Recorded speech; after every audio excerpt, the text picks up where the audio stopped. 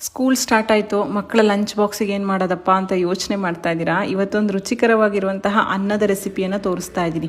ತುಂಬ ಚೆನ್ನಾಗಿರುತ್ತೆ, ಮಾಡೋದು ಸಹ ತುಂಬ ಸುಲಭ. ಇದರಲ್ಲೊಂದು ಪುಡಿ ಮಾಡ್ಕೊಂಡ್ಬಿಟ್ರಂತೂ ತುಂಬ ಸುಲಭವಾಗಿ ಅನ್ನ ಮಾಡಿ ಕಲಿಸಿದ್ರೆ ಆಯಿತು. ಇಲ್ಲಿ ನಾನು 1 ಚಮಚ ಕಡಲೆಬೇಳೆ, 1 ಚಮಚ ಉದ್ದಿನಬೇಳೆ, 2 ಚಮಚ ತೊಗರಿಬೇಳೆ ತೊಗೊಂಡಿದ್ದೀನಿ. ಸ್ವಲ್ಪ ಡಿಫ್ರೆಂಟ್ ಆಗಿದೆ ಅಲ್ಲ. ತೊಗರಿಬೇಳೆ ಹಾಕೋದ್ರಿಂದ ರುಚಿ ತುಂಬ ಚೆನ್ನಾಗಿರುತ್ತೆ. 2 ಚಮಚದಷ್ಟು ಶೇಂಗಾ ಹಾಕೋತಾ ಇದ್ದೀನಿ. ಒಂದು 5-6 ಕಾಳಿನಷ್ಟು ಕಾಳು ಮೆಣಸು, ನಾನು ಬಿಳಿ ಕಾಳು ಮೆಣಸು ತೊಗೊಂಡಿದ್ದೀನಿ. ಕಪ್ಪಿದ್ರೆ ಅದನ್ನು ಸಹ ತೊಗೋಬೋದು. ಚಕ್ಕೆ, 1-2 ಲವಂಗ ಹಾಕ್ಕೊಳ್ತಾ ಇದ್ದೀನಿ. ಬ್ಯಾಡಗಿ ಮೆಣಸಿನ್ಕಾಯಿ, ತುಂಬ ಖಾರ ಬೇಕು ಅಂತ ಆದರೆ ನೀವು ಬ್ಯಾಡಗಿ ಜೊತೆ ಗುಂಟೂರನ್ನ ಹಾಕ್ಕೋಬೋದು. ಇದಿಷ್ಟನ್ನು ಹಾಕಿ ಹದವಾಗಿ ಹುರ್ಕೋಬೇಕು. ಚೆನ್ನಾಗಿ ಎಲ್ಲದ್ರದ್ದು ಒಳ್ಳೆ ಪರಿಮಳ ಬರೋ ತನಕ ಹುರಿದು ನಂತರ ಇದಕ್ಕೆ ನಾವು ಮಿಕ್ಸರ್ ಜಾರ್ಗೆ ಸ್ವಲ್ಪ ತಣ್ಣಗಾದ್ಮೇಲೆ ಹಾಕ್ಕೊಂಡು ಸ್ವಲ್ಪ ಹುಣಸೆ ಹಣ್ಣನ್ನು ಸೇರಿಸ್ಬಿಟ್ಟು ನುಣ್ಣಗೆ ಪುಡಿ ಮಾಡ್ಕೊತಾ ಇದ್ದೀನಿ.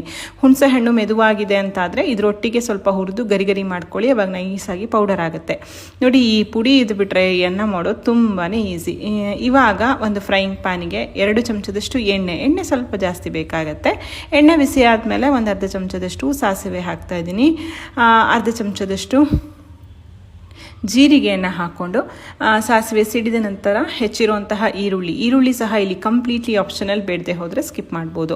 ಸ್ವಲ್ಪ ಕರಿಬೇವಿನ ಸೊಪ್ಪನ್ನು ಹಾಕಿ ಇಲ್ಲಿ ದೊಡ್ಡದಾಗಿ ಹೆಚ್ಚಿರುವಂತಹ ಆಲೂಗಡ್ಡೆ ಹೋಳುಗಳನ್ನು ಹಾಕ್ಕೊಂಡು ಅರ್ಧ ಚಮಚದಷ್ಟು ಅರಿಶಿಣ, ಒಂದು ಅರ್ಧ ಚಮಚದಷ್ಟು ಕೊತ್ತಂಬರಿ ಪುಡಿಯನ್ನು ಸೇರಿಸಿ ಚೆನ್ನಾಗಿ ಫ್ರೈ ಮಾಡಿಕೊಂಡು ಖಾರಕ್ಕೆ ಒಂದು ಅರ್ಧ ಚಮಚದಷ್ಟು ಅಚ್ಚ ಖಾರದ ಪುಡಿಯನ್ನು ಸೇರಿಸ್ತಾ ಇದ್ದೇನೆ. ನಾನು ಬ್ಯಾಡಗಿ ಮೆಣಸನ್ನೇ ಯೂಸ್ ಮಾಡಿರೋದ್ರಿಂದ ಇದೇನು ಅಂಥ ಖಾರ ಇಲ್ಲ, ಬಣ್ಣಕ್ಕಾಗಿ ಹಾಕ್ತಾ ಇರೋದು. ಸ್ವಲ್ಪ ಕೊತ್ತಂಬರಿ ಪುಡಿಯನ್ನು ಸೇರಿಸ್ಬಿಟ್ಟು ಚೆನ್ನಾಗಿ ಮಿಕ್ಸ್ ಮಾಡೋದು. ಆಲೂಗಡ್ಡೆ ಚೆನ್ನಾಗಿ ಬೆಂದ ಮೇಲೆ ಸ್ವಲ್ಪ ನೀರನ್ನು ಹಾಕ್ಕೊಳ್ಳಿ. ತುಂಬ ನೀರನ್ನು ಹಾಕೋದು ಬೇಡ, ಸ್ವಲ್ಪ 1-2 ಚಮಚದಷ್ಟು ನೀರನ್ನು ಸೇರಿಸ್ಕೊಂಡ್ರೆ ಆಲೂಗಡ್ಡೆ ಬೇಯಲಿಕ್ಕೆ ಅನುಕೂಲ ಆಗುತ್ತೆ. ನೋಡಿ, ಆಲೂಗಡ್ಡೆ ಚೆನ್ನಾಗಿ ಬೆಂದಿದೆ.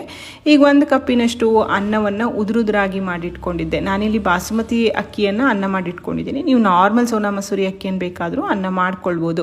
ಮಾಡಿರುವಂತಹ ಪುಡಿಯನ್ನು 1-3 ಚಮಚ ಹಾಕ್ಕೊಳ್ಳೋದು. ರುಚಿಗೆ ತಕ್ಕಷ್ಟು ಉಪ್ಪನ್ನು ಹಾಕ್ಕೊಂಡು ಚೆನ್ನಾಗಿ ಪುಡಿ ಎಲ್ಲ ಅನ್ನಕ್ಕೆ ಮಿಕ್ಸ್ ಆಗಬೇಕು. ಆ ರೀತಿ ಜಂಟಲಾಗಿ ಮಿಕ್ಸ್ ಮಾಡ್ಕೊಳ್ಳಿ. ಬಾಸುಮತಿ ಅನ್ನ ಆದರೆ ಅಕ್ಕಿಯನ್ನು ಅನ್ನ ಮಾಡಿದರೆ ಸ್ವಲ್ಪ ನಿಧಾನವಾಗಿ ಮಾಡ್ಕೊಳ್ಳಿ, ಒಡೆದು ಹೋಗುತ್ತೆ.